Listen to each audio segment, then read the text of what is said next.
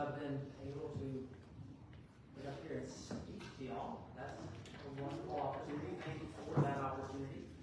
I'd like to talk today about endurance. Frequently, we can relate sporting events and feats of endurance to our Christian life. The Bible does this, so we do this. The Olympics are coming up. They start this month. Next week, maybe. It's soon. It's real soon. I have never related once to the Olympics. Do you know what it means to run a marathon or 10,000 meters or do the crazy swimming they do? I mean, I can swim, I won't drown, but I don't understand the Olympics. Like, by and large, I can maybe understand the 100-meter dash because I know how big a football field is, and that's basically the event, run like the football field. I can't do it in 9.5 seconds or whatever the world record is, but I can do it. So I have to think of other things to relate to in terms of these feats of strength, and particularly the feats of endurance. The Tour de France is going on, and most of you know I'm a cyclist. Here's the Tour de France route this year. If you don't know, it's over 2,000 miles, 2,173 miles this year, all across France, and actually it even starts in Italy over there, in northern Italy, for whatever reason. Over that time period, they will climb 32 miles in elevation, 32 miles up, in addition to the 2,000 miles forward. They'll do this in 23 days. They ride for 21 of those days, and they take 2 days off. Today, if you want to know, they're down in the Pyrenees, down the bottom left there. Stage 15 is going on probably right now, as we speak. And they're up in the Pyrenees, climbing and suffering tremendously. But even though I follow the Tour de France, and I have for years, and even though I'm a cyclist, and I know what it's like to ride the distances that they're riding in any given day, I can't do it 2 days in a row. I probably couldn't do it once now, but I'm a little late. That's how things go. And so, does anybody understand what these distances even are? Like okay, 2,000 miles are in there somewhere, but I've never been to France. I don't know it intimately well. So instead, I'd like to talk about something else. And I think most of us can understand this picture. Most of us have been around the United States enough to understand, to just be able to wrap our minds around that route, that red line. That is the race across America. It happens every June. It is 3,000 miles from Oceanside, California, which is north of San Diego, south of LA, from Oceanside, California to Atlantic City. It also has 32 miles of elevation gain over that distance. But there's not race days. It's not a stage race. This is no tour. Your time starts when you cross the start line, and your time ends when you cross the finish line. And so you just go as fast as possible. And there are several options. There are several different team sizes you can compete as, but the most interesting one is the solo challenge, where you're going to ride all 3,000 miles of that as fast as possible. Now, I want to talk in particular about Leah Goldstein. She's a former professional racer. That should be no surprise if she's going to compete in an event like this, right? She's a former martial arts instructor for the IDF, the Israeli Defense Force. So she's a formidable woman. She had a life-threatening crash in 2005 while racing her bike.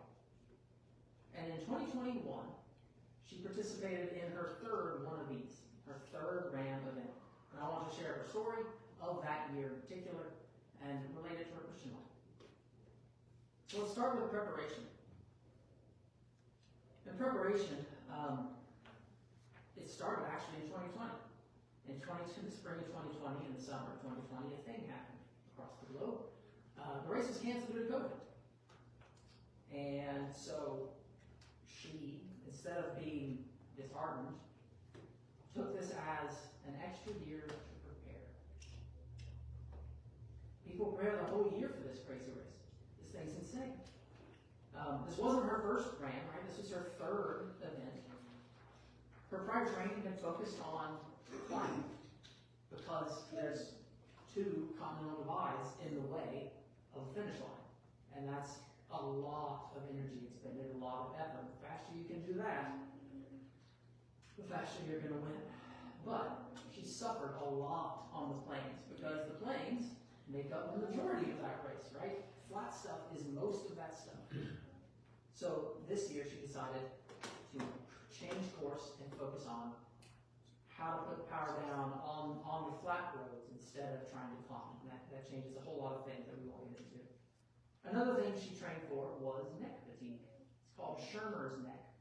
Maybe you've seen F1 drivers, they have to deal with this, right? Race car drivers have to deal with this because the constant pressure on the neck will fatigue their neck, and their neck will collapse. Same thing happens to cyclists, right? You're bent over, you're looking up. You do that for 2 weeks straight, your neck's going to get out.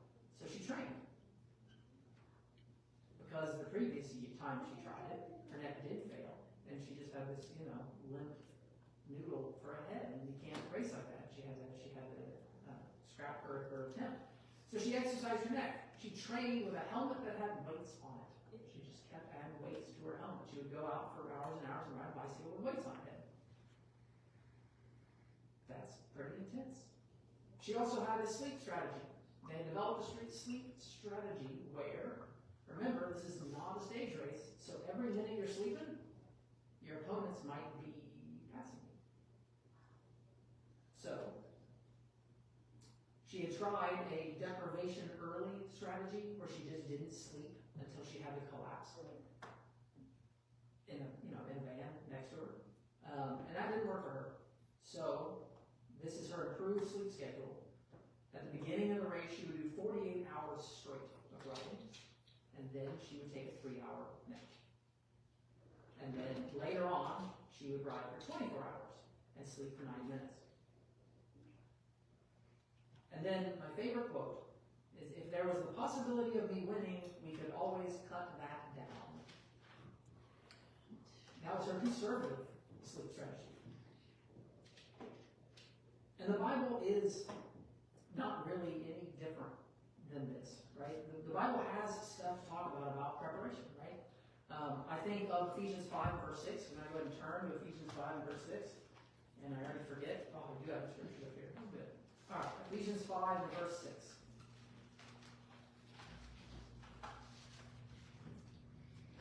Sorry, 16. Ephesians 5 verse 16. I'll start at verse 15. Look carefully then how you walk, not as unwise, but as wise, making the best use of the time, because the days are evil. Therefore do not be foolish, but understand what the will of the Lord is. It's a call to action for us to be prepared. If I've ever heard anything from the Bible that says be prepared, that is be prepared. We need to be wise. We need to understand what we're supposed to do. We need to go do it. Right? I think of in Matthew chapter 25. Matthew chapter 25, we have a parable. A parable that we're probably all familiar with at this point. About the 10 virgins, the wise and the foolish virgins. We'll go ahead and read that, starting in verse 1. Then the kingdom of heaven will be like 10 virgins who took their lamps and went to meet the bridegroom. 5 of them were foolish, and 5 were wise. For when the foolish took their lamps, they took no oil with them, but the wise took flasks of oil with their lamps. As the bridegroom was delayed, they all became drowsy and slept. But at midnight there was a cry, "Here's the bridegroom, come out to meet him." Then all the virgins rose and trimmed their lamps. But the foolish said to the wise, "Give us some of your oil, for our lamps are going out." But the wise answered, saying, "Since there will not be enough for us and for you, go rather to the dealers and buy for yourselves." And while they were going to buy, the bridegroom came. And those who were ready went in with him to the marriage feast, and the door was shut. Afterwards the other virgins came, saying also, "Lord, Lord, open to us." But he answered, "Truly I say to you, I do not know you. Watch therefore, for you know neither the day nor the hour." Some of those women were prepared. Some of those women were not. This is not how hard was it? Grab a jar of oil on your way out the door. That wasn't even very long. And yet, it took the mental preparedness and the thoughtfulness to actually go and do it, right? Are all the things that we are supposed to be doing and preparing, are they hard? Is it actually hard to read the Bible? Does it actually hurt you? Does it hurt your eyeballs? Your eyeballs start to bleed after reading 3 verses, right? Like, it's not hard to study the Bible, but you can do it. That's the kind of preparation we're talking about. It's rarely difficult. I think also of the armor of God. The armor of God passage in Ephesians 6. By the way, all of these passages are going to be well-worn passages. If there is, such a thing as a not well-worn passage. I guess some of my prophets maybe. Ephesians chapter 6, starting verse 13.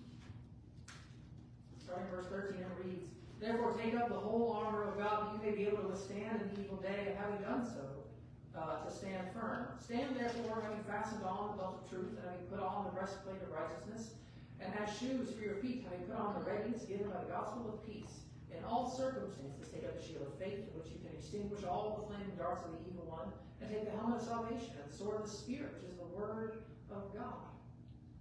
There are many pieces to this armor of God. But do you know how to put on armor? I mean, I can look at a suit of armor in a museum. Doesn't mean I know how to use it, right? If you have armor, you have to know how to use it. You have to know how to put it on, and you have to be willing to put it on and actually use it, right? It says very specifically, you've got to pick up that shield. You have to continually pick up that shield. What good is the shield if it's sitting on the floor in the corner? No good at all. Can you imagine having armor and refusing to use it? I can't think of being that stupid. I really can't. Like that's something. And yet, is that what we do sometimes? We refuse to use the armor that we've been given.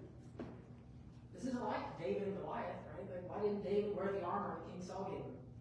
Because David was a little itty bitty guy, and Saul was this monster of a man, and it just didn't fit. He couldn't move. Right? I understand that. That's not what we're talking about. The armor of God is well fitting, and it is fit for the purpose. It is the same to protect me as it is to protect you. So will we actually use it? Will we prepare to use it? I think also Luke chapter 12. Luke chapter 12, we have a story of a rich fool.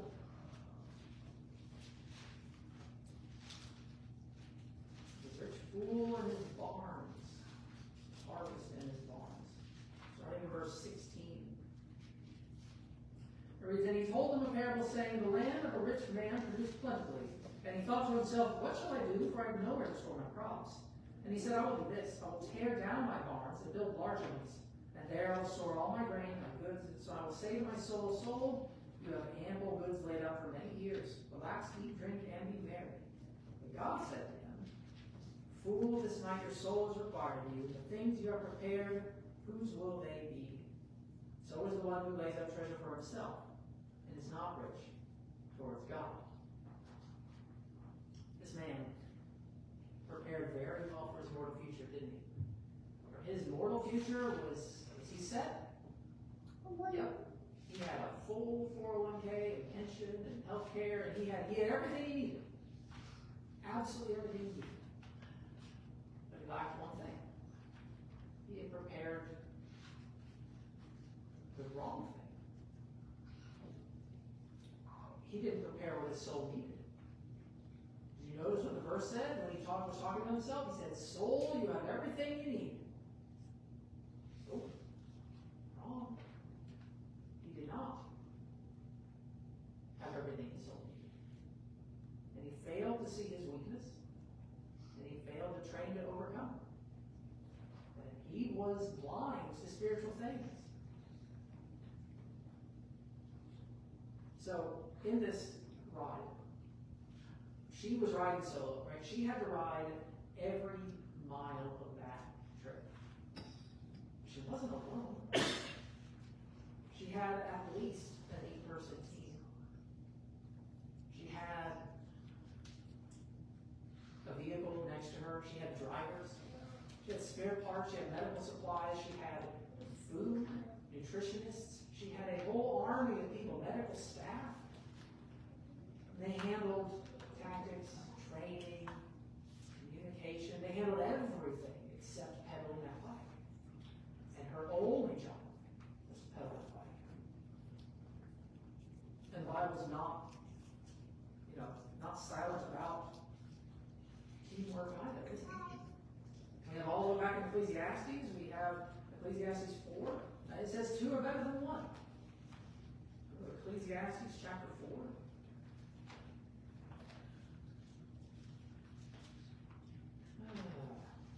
Yep, it's one of those days. All right. Ecclesiastes 4.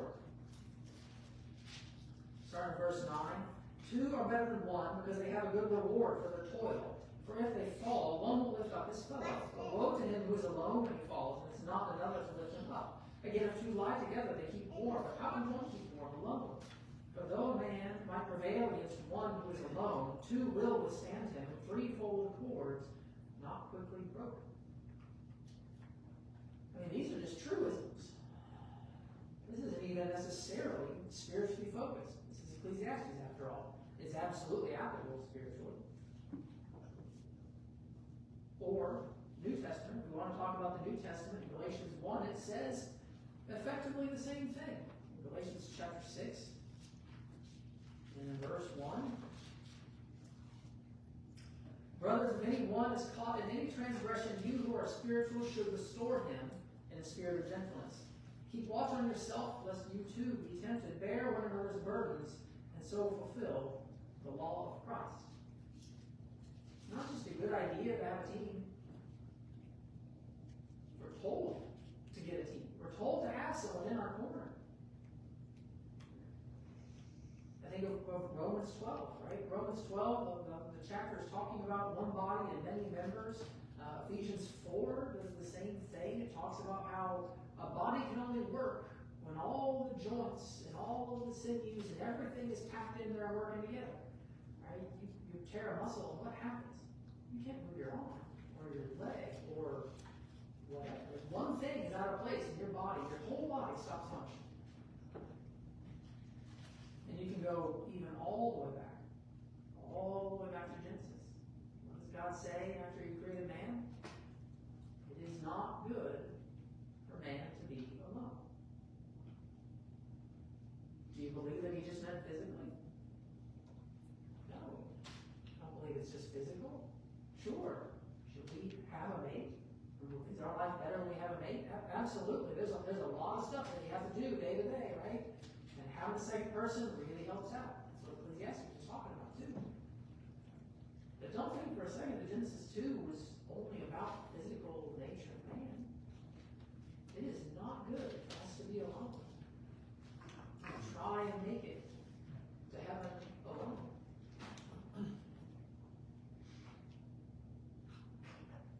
But now it's race day. The evening before the race, the morning of the race. After all that strength training with her hair, or with her head, sorry, they made this last minute decision. She shaved all around her neck, all around the back of her hair, chopped her hair short, put it in cornrows, and weaved in these cords.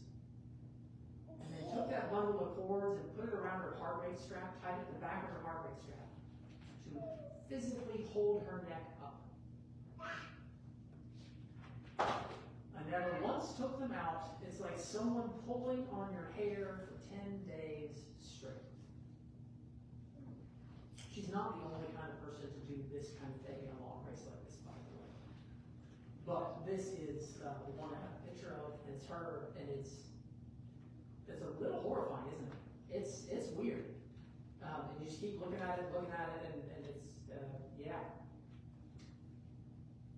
So, even though she had prepared, she had one little last-minute adjustment to her preparation. She had prepared all the strength training, but then, just as a precaution, let's do this too. It was also really, really hot that year. So after she started racing, there was a heat wave across the American Southwest. I mean, I would expect some of those places to be hot. Right? You're going to expect, you're going through Arizona and New Mexico and all those kinds of places. It's going to be hot. There's no getting around it. But it was 115 degrees all all the way to Ohio that year. And so the team sprung into action. They filled pantyhose with ice and draped them around her neck. They just grabbed bottles of ice water and dumped them over her head. At one point, they went and got a pump sprayer and filled that with ice water and just ran beside her and just misted her off. It was, everyone agrees, one of the most grueling editions of the race ever.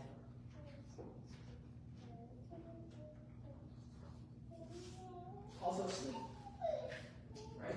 We talked about our sleep plan. Around the halfway point, she's in this little cat and mouse with one other guy.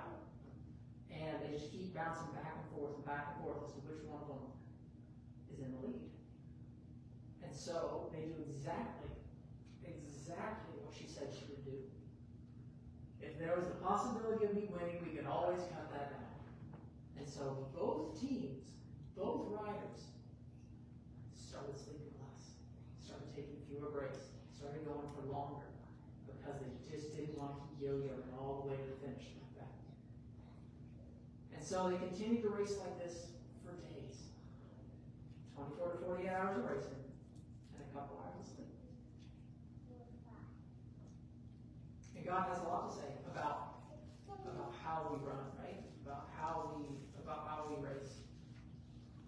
The one I think of primarily is in Hebrews. I think we're all familiar with Hebrews chapter 12. First couple of verses. Hebrews chapter 12, first 4 verses. Therefore, since we are surrounded by so great a cloud of witnesses, let us also lay aside every weight and sin which clings so closely, and let us run with endurance the race that is set before us, looking to Jesus, the founder and perfecter of our faith, who for the joy that was set before him endured the cross, despising the shame, and is seated at the right hand of the throne of God. Consider him who endured from sinners such hostility against himself, so that you may not grow weary or faint-hearted. In your struggle against sin, you have not yet resisted to the point of shedding your blood. We're supposed to run with endurance, to remove every weight, every clinging sin. This is what I think of. Run with weights, right? This is to go back to the Olympics, right? This is what some of the runners are going to be doing right there, or have been doing to prepare for the Olympics. They got a giant weighted sled, and they're going to try and run with it down the track. But are you going to do that in a race? Are you going to do that in your training? You do that in your training, right? And there's variations of this all over the place. Football has a whole bunch of weird contraptions to do this. I know that. I've seen a couple. We have to get rid of these things, right? We have to take off the belt that's holding us down. And we have to focus on Jesus. We have to look at Jesus, who endured shame and hostility and even the cross. And when we do that, right, when we take off all the extra weights, you better believe Leah didn't have anything on her bike or in her pockets that wasn't absolutely necessary. Right? You're not going to carry an extra ounce 3,000 miles. There's just no way. I mean, most of us aren't even going to do that. We have to understand that. I think all of us are not going to do that. But yeah, you take off everything that's not absolutely required, right? That's why it's hard to even watch the racing events at the Olympics, because they've literally taken off everything that's not required to the point of indecency. Side note, I looked up how heavy racing shorts are for these athletes. 80 grams. That's 2 small eggs or 3 AA batteries. Right? I've never thought about how heavy a pair of shorts are before. But that's the level that these elite athletes are willing to go to give them the best chance of winning the race that they can. And that's extreme. And that's, ridiculous, honestly. But that's what they're willing to go through to achieve the crown and to win the victory. 1 Corinthians chapter 9. Oh yeah, I forgot about that. 1 Corinthians chapter 9, verse 24. 1 Corinthians chapter 9, starting verse 24. Do you not know that in a race race. All the runners compete, but only one receives the prize. So run that you may obtain it. Every athlete exercises self-control in all things. They do it to receive a perishable wreath, but we an imperishable. So I do not run aimlessly. I do not box as one beating the air, but I discipline my body and keep it under control, lest after preaching to others, I myself should be disqualified. This sounds a whole lot like Leah. Sounds a whole lot like every athlete in the Olympics, right? Are you going to make it to the Olympics and kind of train a couple of days a week? I don't think there's any discipline where you're going to get to the Olympics and you only train a couple of days a week. I don't know. There's a couple of weird new Olympic events. Maybe hero, but some. But those are not the endurance events we're talking about, right? You've got to seriously commit to day-long training every single day. Even the rest days for these racers, right? Those 2 rest days on the Tour de France I was talking about, they still go ride. They still ride a lot. Because the rest day is not even a rest day.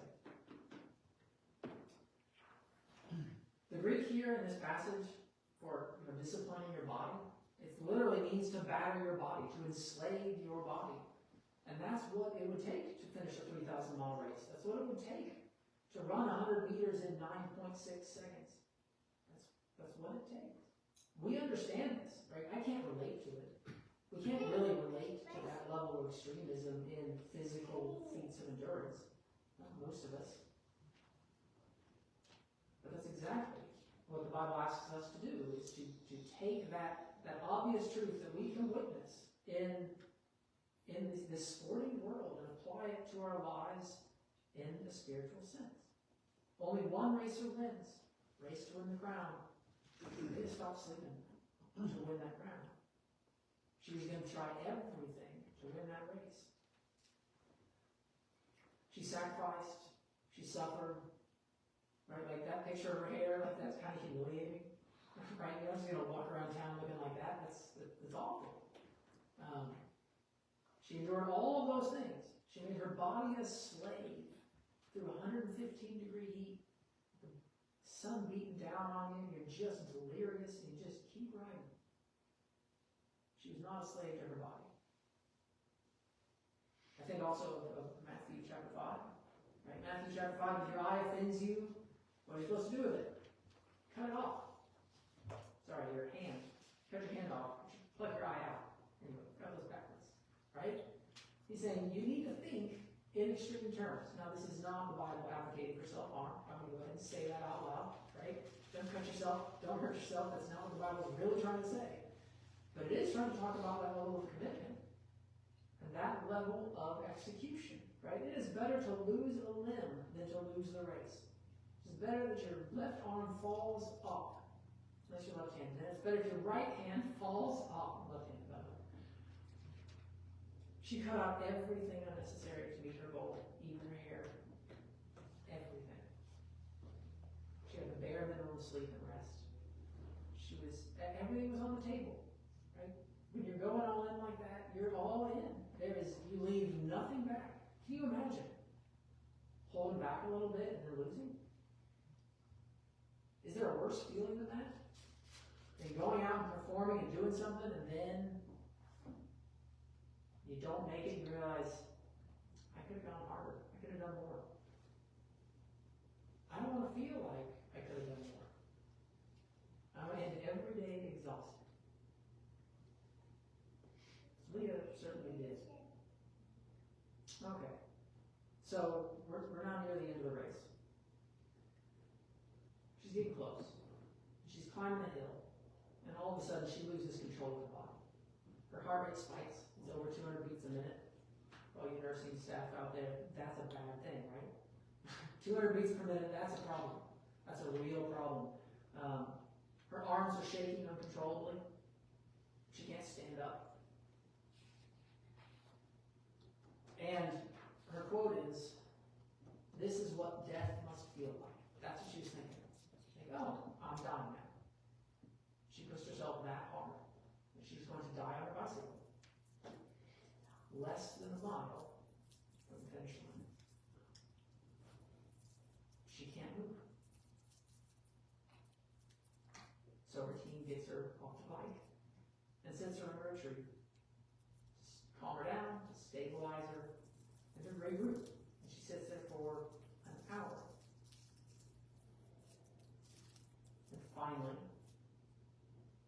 they decide that she can put on some tennis shoes. She grabs her bike and she walks the rest of the way up the hill with her bike. And then she gets on and coasts down the other side of the hill to the finish line. She finished 3,037.8 miles in 11 days, 3 hours and 3 minutes. Her average speed was 11.38 miles per hour.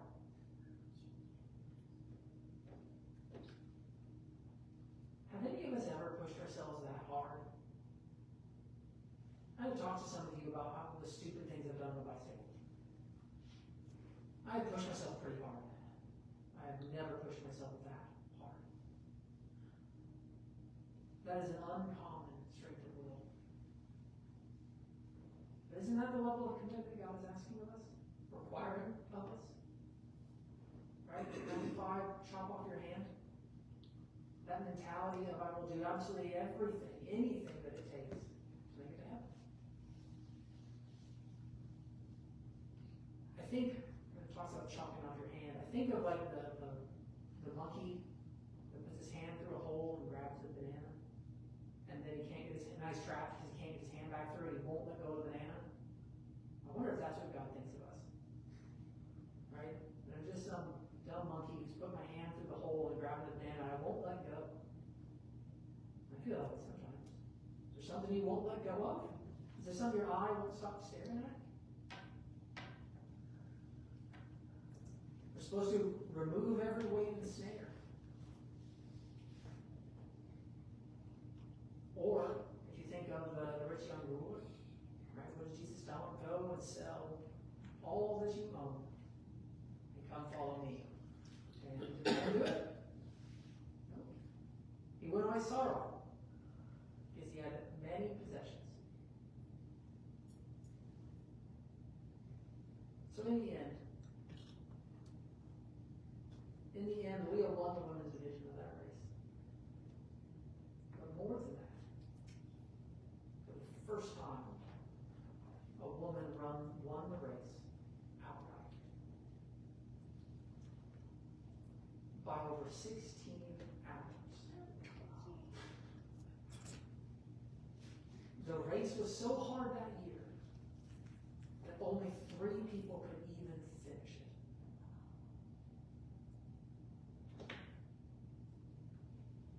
So I'm asking, are you racing? Right? Are you taking this seriously? I'll answer. Sometimes my answer is no. Sometimes I'm not racing seriously. Sometimes I'm just out for a little bike ride. I feel that spiritually. Just out for a little bike ride. But we gotta be racing, right? I want that. I've never won a thing in my life. Never won a thing. Maybe you're the same. Maybe you were an exceptional high school athlete. I don't know. But I've never won a thing. These are well-worn scriptures, right? I have not read you anything, I think, that you haven't heard before. Probably multiple times. Maybe by better preachers. I don't know. But I hope this has given you a perspective on the scriptures that's a little different.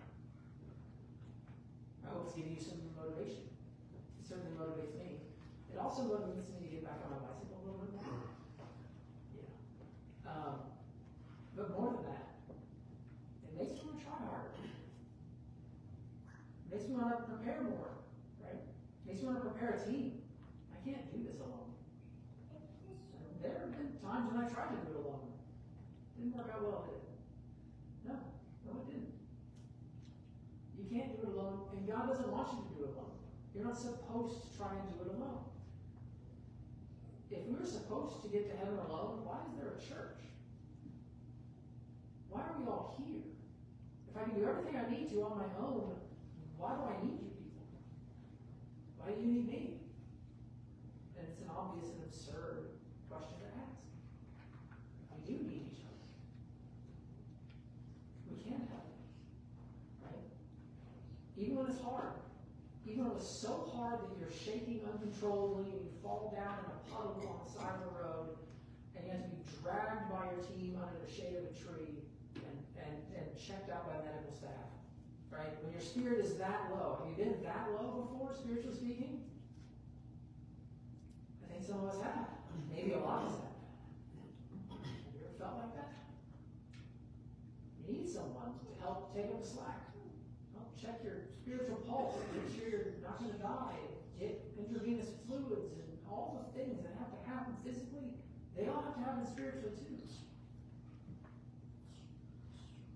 And we have to let go of what's holding us back. Take off the weights. Right? What are you purposefully saddling yourself with that you don't need? It sounds ridiculous. You go running with a weighted vest or one of those sleds or something. It sounds absolutely ridiculous. I wouldn't do it even if I was training. Again, that's why I'm not learning. That's why I never learn anything. Are you doing those things? So that's my lesson. I hope it's been beneficial for you. I did not talk about what salvation looks like per se, but the water's here. If you're ready to be baptized, if you know what you need to do, you're willing to confess Jesus as your Lord and Savior, and repent of your sins, we can do that for you today. If you're not ready for that, and you want to study, we're happy to study with you anytime. Right? We're supposed to end the day exhausted, right? We're ready to study with you anytime. Maybe you have something you need prayers for, something in your life that you want help with. You want your team in your corner. You want your team to know something about your life and to help you with that thing. This time is for you as well. If you need any of those things, or if we can help in any way, please come forward while we stand and while we sing. Lion's call sweetly rings over land and sea.